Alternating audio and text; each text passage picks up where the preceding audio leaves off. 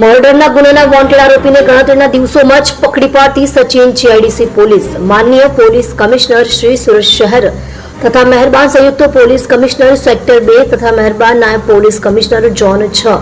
તથા મહેરબાન મદદનીશ પોલીસ કમિશનર શ્રી આઈ ડિવિઝન સાહેબના તરફથી વણશોધાયેલ ગુનાઓ શોધી કાઢવા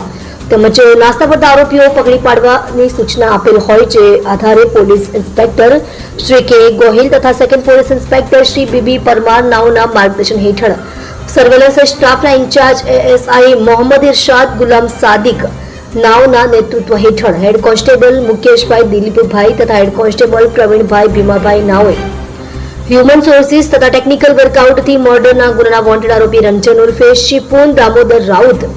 ઉંમર વર્ષ 22, રહે ફ્લેટ નંબર 202, વિરાટ કોમ્પ્લેક્સ, વિભાગ બી, પાલીગામ, સચિન જીઆઈડીસી,